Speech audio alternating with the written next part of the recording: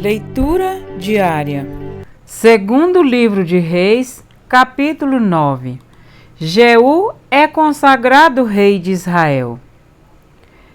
Enquanto isso, o profeta Eliseu chamou um dos discípulos dos profetas e lhe disse: põe a capa por dentro do cinto, pegue este frasco de óleo e vá a Ramote-Gileade. Quando lá chegar, procure Jeú, filho de Josafá e neto de Ninsi. Dirija-se a ele e leve-o para uma sala longe dos seus companheiros. Depois, pegue o frasco, derrame o óleo sobre a cabeça dele e declare: assim diz o Senhor, eu estou ungindo o rei sobre Israel. Em seguida, abra a porta e fuja sem demora. Então o jovem profeta foi a Ramote-Gileade. Ao chegar, encontrou os comandantes do exército reunidos e disse: trago uma mensagem para ti, comandante. Para qual de nós? Perguntou Jeú. Ele respondeu: para ti, comandante. Jeú levantou-se e entrou na casa. Então o jovem profeta derramou o óleo na cabeça de Jeú e declarou-lhe: assim diz o Senhor, o Deus de Israel, eu estou ungindo o rei de Israel, o povo do Senhor. Você dará fim à família de Acabe, seu senhor, e assim eu vingarei o sangue dos meus servos, os profetas, e o sangue de todos os servos do Senhor, derramado por Jezabel. Toda a família de Acabe perecerá. Eliminarei todos os de sexo masculino de sua família em Israel, seja escravo, seja livre. Tratarei a família de Acabe como tratei a de Jeroboão, filho de Nebate, e a de Baasa, filho de Aías, e Jezabel será devorada por cães num terreno em Jezreel, e ninguém a sepultará. Então ele abriu a porta e saiu correndo. Quando Jeú voltou para junto dos outros oficiais do rei, um deles lhe perguntou: está tudo bem? O que esse louco queria com você? Jeú respondeu: vocês conhecem essa gente e sabem as coisas que eles dizem. Mas insistiram: não nos engane, conte-nos o que ele disse. Então Jeú contou. Ele me disse o seguinte: assim diz o Senhor, eu estou ungindo o rei sobre Israel. Imediatamente eles pegaram os seus mantos e os estenderam sobre os degraus diante dele. Em seguida, tocaram a trombeta e gritaram: Jeú é rei. A morte de Jorão e de Acazias. Então, Jeú, filho de Josafá e neto de Ninsi, começou uma conspiração contra o rei Jorão, na época em que este defendeu com todo Israel Ramote-Gileade contra Azael, rei da Síria. O rei Jorão tinha voltado a Jezreel para recuperar-se dos ferimentos sofridos na batalha contra Azael, rei da Síria.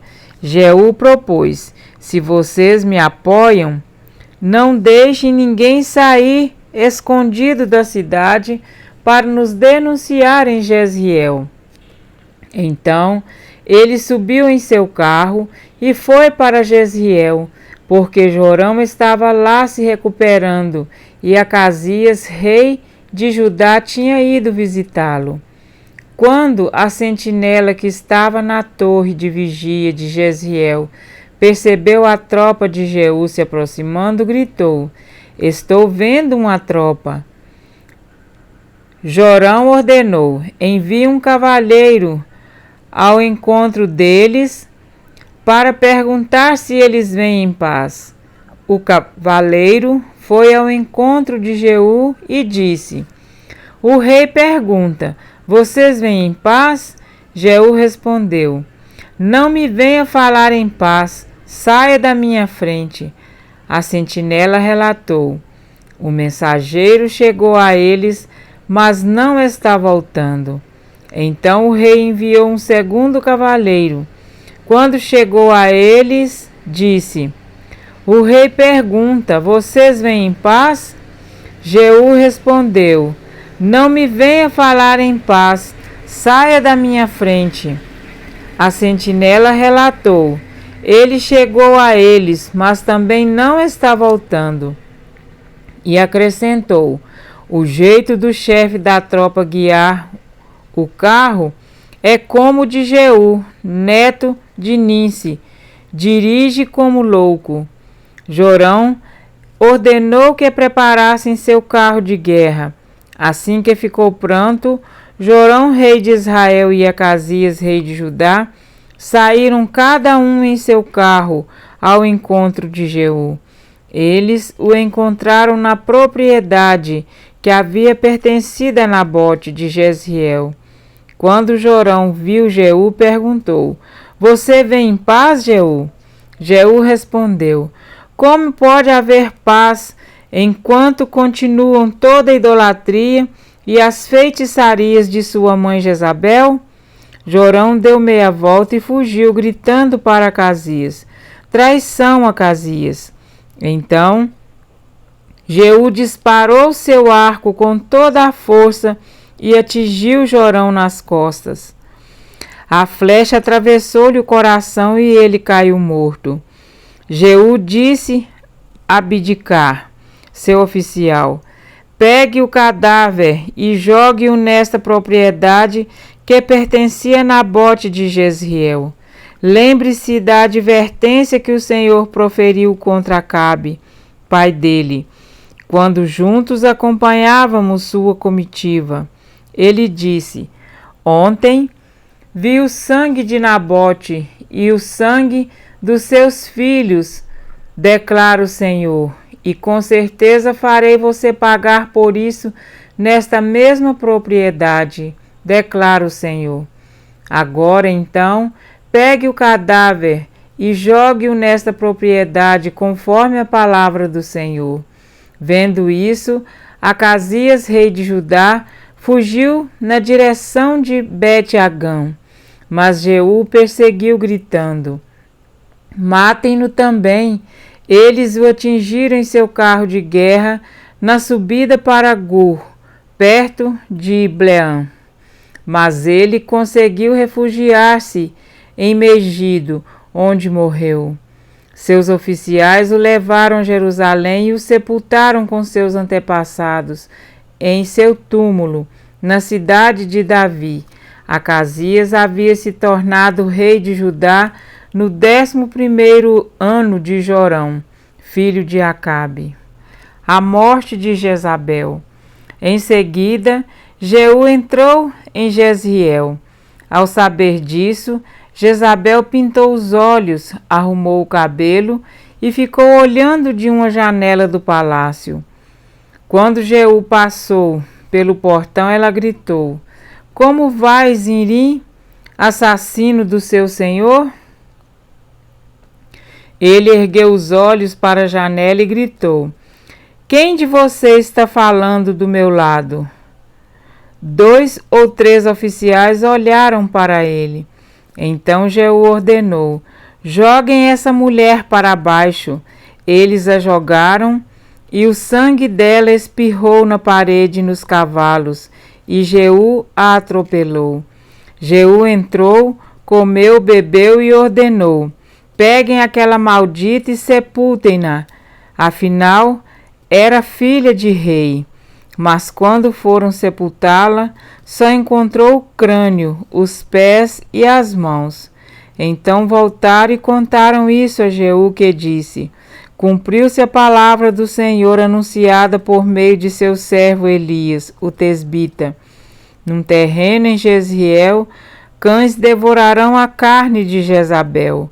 Os seus restos mortais serão espalhados num terreno em Jezreel, como esterco no campo, de modo que ninguém será capaz de dizer: Esta é Jezabel.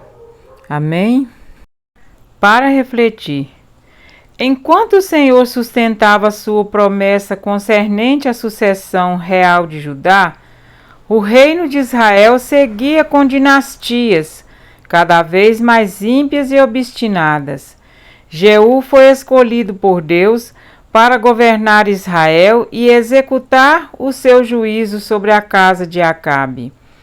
Apesar do zelo com que fez tudo quanto o Senhor havia falado, por intermédio de seu profeta, veremos que Jeú também se desviou do bom caminho, apegando-se aos pecados que Jeroboão fez pecar a Israel. Segundo Reis 10:31.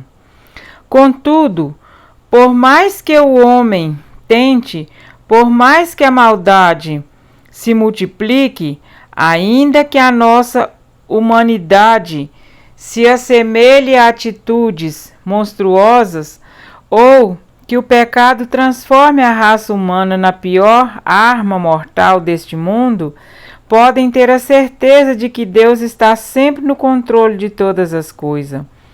Tudo o que ele falou através dos seus santos profetas tem se cumprido exatamente como está escrito. Tudo, e ainda que muitos chamem de loucos os mensageiros de Deus, outros sabem e reconhecem o poder de Deus em seu testemunho. Bem, conheceis esse homem e o seu falar. Jezabel foi um dos piores instrumentos de Satanás na história de Israel.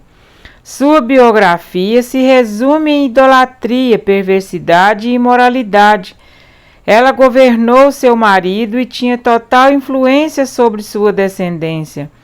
Possuidora de um caráter perverso, desprovido de qualquer forma de bondade, mandou assassinar os profetas do Senhor e, como prostituta cultual, certamente provocou a morte de muitas vidas humanas em sacrifícios a seus deuses malditos e para benefício próprio. Jeú foi um vingador do sangue dos profetas e do sangue de todos os servos do Senhor, que foram mortos por aquela rainha má.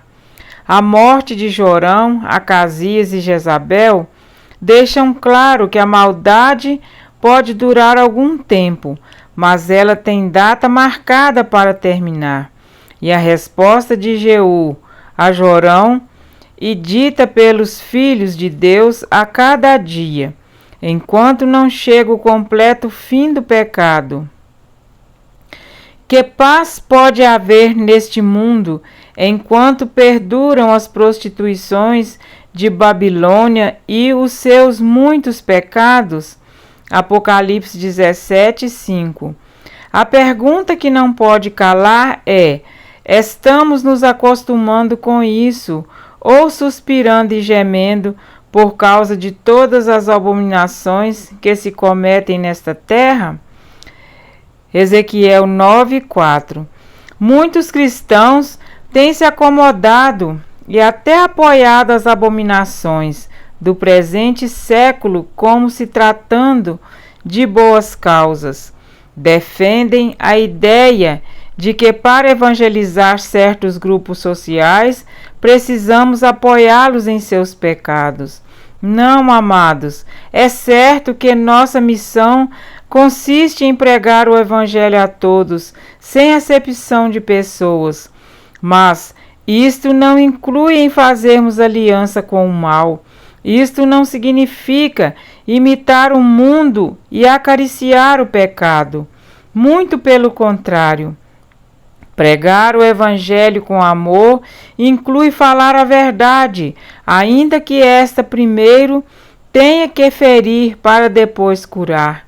Agradeço ao Senhor por todas as cicatrizes que carrego em meu coração, porque todas elas apontam para as chagas do meu Redentor Jesus Cristo. Como última igreja de Cristo, nossa missão consiste em replicar o seu apelo. Arrependei-vos, porque está próximo o reino dos céus. Mateus 4:17. Israel tornou-se lugar de imoralidade e idolatria, um quadro típico de nossos dias. À semelhança de Jezabel, muitos se envaidecem nas janelas de sua casa e não sabem que estão prestes a contemplar o cenário de sua própria destruição. E daqueles que Deus tem enviado para diverti-los é dito: por que veio a ti este louco? Dentro em breve será derramado sobre os impenitentes o vinho da cólera de Deus, preparado sem mistura. Apocalipse 14:10. Porque o juízo é sem misericórdia para com aquele que não usou de misericórdia. A misericórdia triunfa sobre o juízo. Tiago 2:13. Portanto, para os que estão em Cristo Jesus, não se trata de uma mensagem que causa medo, mas que fortalece a fé. Enquanto o mundo cambaleia para o fim, só permanecerão em pé aqueles que começam a viver a eternidade aqui, os que guardam os mandamentos de Deus e a fé em Jesus. Apocalipse 14:12. Se as injustiças desse mundo lhe causam indignação, acredite. Bem-aventurados os que têm fome e sede de justiça, porque serão fartos. Mateus 5:6. Despertemos, povo do Senhor, despertemos para resgatar nossos irmãozinhos que ainda estão a perecer em trevas. Nem que tenhamos como o jovem profeta, que falar, abrir a porta e fugir. Anunciemos o Evangelho eterno, que seja oportuno, quer não, 2 Timóteo 4:2. Pastores e líderes, o Espírito Santo apela especialmente a vocês. Hoje, aceitar o pecador não inclui aceitar o seu pecado, pois assim diz o Senhor: ai dos que mal chamam bem e ao bem mal, que fazem da escuridade luz e da luz escuridade. Põe o amargo por doce e o doce por amargo. Isaías 5:20. Que a nossa vida seja uma declaração viva do cumprimento da última e maior das promessas de Deus. Certamente venho sem demora. Amém. Vem, Senhor Jesus. Apocalipse 22:20. Amém.